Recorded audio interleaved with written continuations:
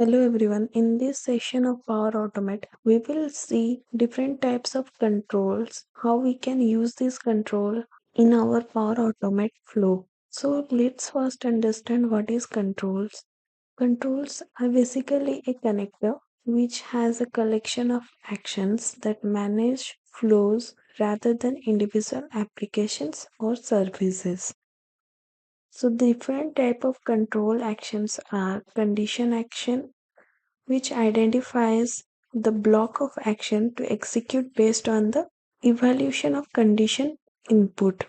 And the second is apply to each action, which executes a block of action for each item in the input array or list. Do, do until actions. This action executes a block of actions until a specified condition turns into true. Scope action. This action is wrap a group of action together and keep the final outcome whether it is succeed if the scope of action is succeed, failed, or cancelled in of those actions as the overall result. Next, we will move on to the switch action. This action identifies a single case to execute based on the evaluation of switch input. And next, the last one is the terminate action, which terminates the execution of a run of a flow. So now we will start with the condition action, how we can use this condition action in our Power Automate flow. So the condition action in Power Automate enables us to examine a given criteria or condition and then carry out a set of action based on the result of that evaluation. And the condition control action is an essential tool for constructing conditional branching inside your automated workflow. This enables you to make decisions and control the flow of your automation based on the current state of the data or user input.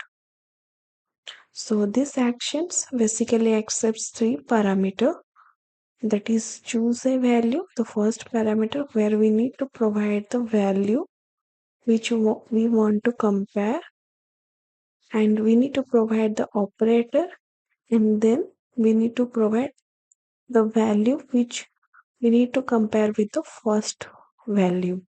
Now let's discuss about the operators available which we can use to compare two value in the condition action. So let's first start with is equal to. It checks two values are equal or not. Then is not equal to checks two values are not equal or are not equal to. And then contains it checks if the string contains a specified or particular substring. Does not contain check if the string does not contain a particular string. And greater than, it checks if one value is greater than another value or not. And is greater than or equal to checks if one value is greater than or equal to another value. Is less than checks if one value is less than another value or not. Is less than or equal to check if one value is less than or equal to another. Next, we will check if start with operator will check if a string start with a specific substring or not. Does not start with will check if a string does not start with a specific substring or not. And ends with operator is used to check if the string ends with a specific substring or not. Similarly, does not end with operator is used to check if a string does not end with a specific substring. Now let's see how we can use this condition action in Power Automate. For this, we will navigate to the Power Automate and we will click on create. I will create an automated cloud flow, but before that I will show you my list. We will navigate to the automated cloud flow and we will use the support get list. So in this list we have columns like title column, which is a single line of text, description column, multi-line of text, requester column, person or group type, priority is the choice type, types of issue is the choice type column, And the status is also a choice type column. Created date is also date and time column. Close date is the date time column. And category column is a choice type column. So we will create a flow that will trigger automatically based on the priority label. If the issue's priority label is high, then we will set the category to critical issue, and if the priority is medium, then we will set the category as important issue. If the priority level is low, then the category will be set as minor issue. To do this, we will navigate to the Power Automate and we will create an automated cloud flow. So this flow will trigger when an item is created in that SharePoint list, or you can say a ticket will rise in that support ticket list. So I will switch my connection to Haripriyadhal. Now we can select the site address, prime jobs, and select the list name support ticket. In the first condition, we will add the condition control action. In the first condition, we will check the priority level. Priority value is equal to high.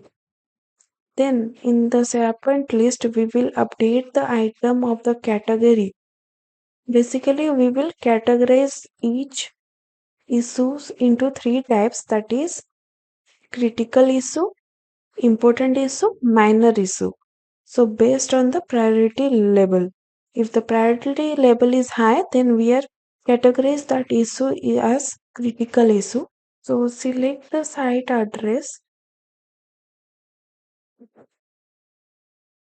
Select the site address, then list name, support ticket, and provide the ID from the dynamic content.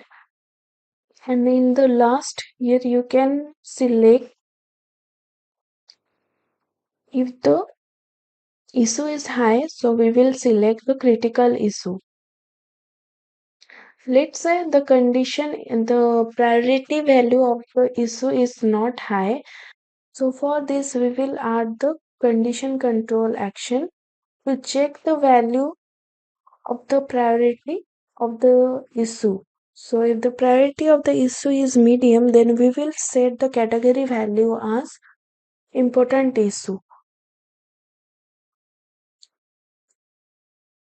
So search in the dynamic content and select priority value is equal to medium. Now we will save this flow and click on test button. So let's take the overall of this flow. So when an item will be get created in the SharePoint list, we will check the first condition as priority is equal to high, then we will set the category value as critical issue. And let's say if the priority is not high, then it will go to the second condition in the if no part of the condition, and it will check the priority value is medium, then it will set the condition of this action as important issue if the priority value is high. If not, then it will update the item as minor issue. This action is only run if both the condition get false. So now we will save this flow. Once the flow is saved, we will click on test button, then click on manually, then click on test. Now we will go to the prime job support ticket list. Here you can see a flow is running. So we will create a new item. Let's say login issue.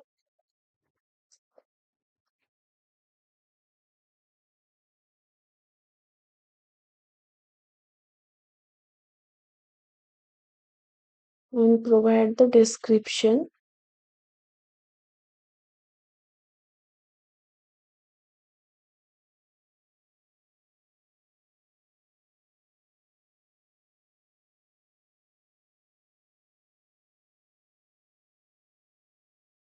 And select the requester.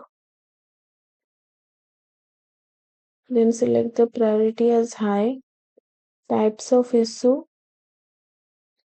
and the status is open, and select the created date